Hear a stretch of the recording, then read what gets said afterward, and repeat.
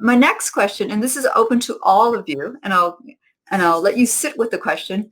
In the face of such enormous challenges globally, what can you hope to give people watching today how we can reduce violence and move towards more peaceful, just, and inclusive societies? And I want you to think about where progress is being made and who do we look for inspiration right now? Well, I'd jump right in and say that one of the reasons we created Commonwealth Says No More was because we understood that many people were saying, I want to do something, but I don't know what to do. I don't know how to do it. So we created, for the first time ever, a portal which deals with everyone. What do governments do? What do business do? What do foundations do? What do individuals do? What can family members do? And that Commonwealth Says No More portal is vitally important because I think, as we've said already, this starts with peace in our homes. If we don't have peace in our homes, we will never have peace in the world.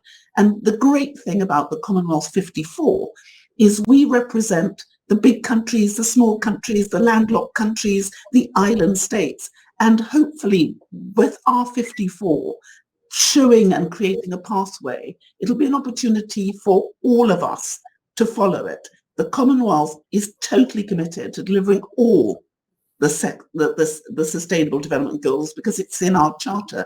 And what you see when you look at every single one of those SDGs is that women and girls and children are disadvantaged. They are a large percentage of the poor. They're the largest percentage of the people who aren't housed. They're the largest percentage of the people who don't get justice. So everything we do for women and girls, we do to deliver all those SDGs. And I think that this conversation we're having, look at how it's knitting together. All of us are banging the same drum, and we've just got to get louder. And I would be saying to all of you, please join the chorus, be the chorus. We've got these harmonious voices that we can make sure that people hear and listen to us. And I'm glad to be echoing what others on this wonderful panel have already said.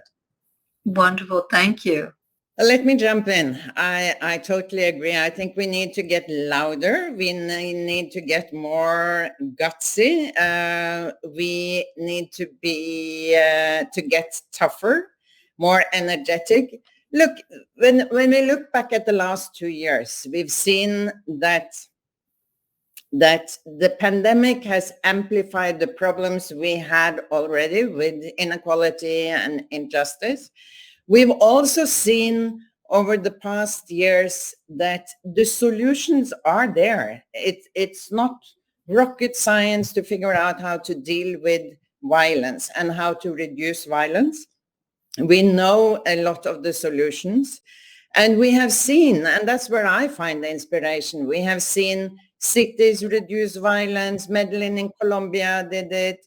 Oakland's in the US, and there are others. We've seen individuals mobilizing, and we have seen civil society organizations mobilize. I find inspiration when I see a coalition like the Pathfinders of 40 countries plus civil society organizations mobilizing for peace, justice, and inclusion. I find inspiration when I see the leaders of the task force we are launching today stepping up saying, we know the solutions, let's mobilize to get more of the political will needed in order to actually implement and deliver.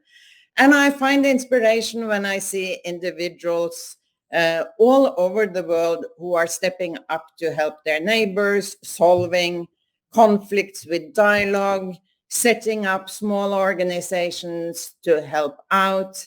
There's a lot of initiative out there. And yes, it's right. We need to be louder and get more on board this movement. But the people are there and the hope is there. Natalie.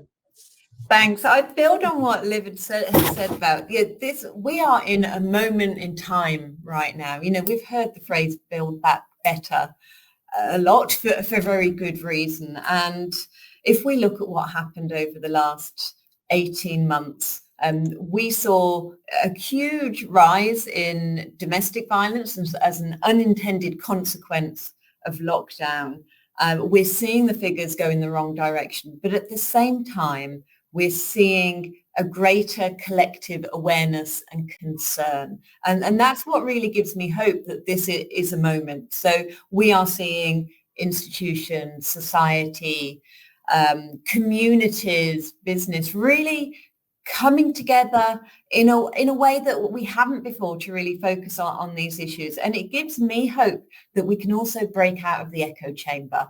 I've been working in this area for many years, and one of the things that can happen is you find yourself in an echo chamber talking to people who care about the things that you care about.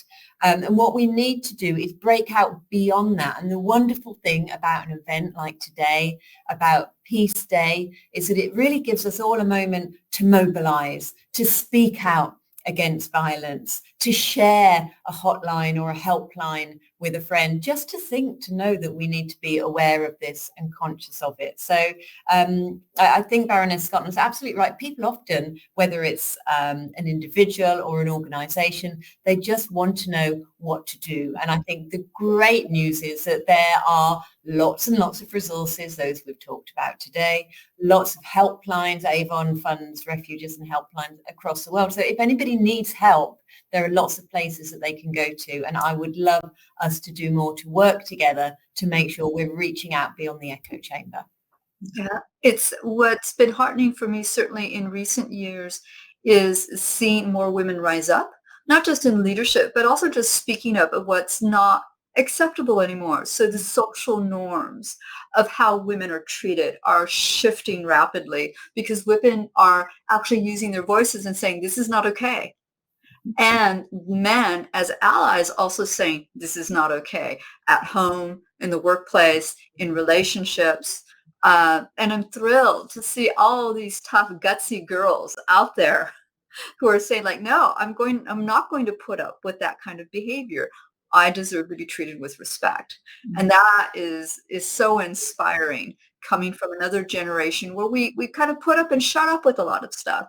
I think the other thing that's very important in this panel is for us to say that the way women are treated and domestic violence, that is violence, and peace is all about ending violence, and that includes gender. And probably the biggest conflict that we have on the planet in terms of violence isn't something that's happening in some country somewhere, but it's actually the violence against women. And if we can make positive change to reduce violence against women, we are creating more peace in the world. That's probably one of the most effective things that we can do, is to focus on gender violence, eliminate that. And when we do that, everyone is going to be so much happier.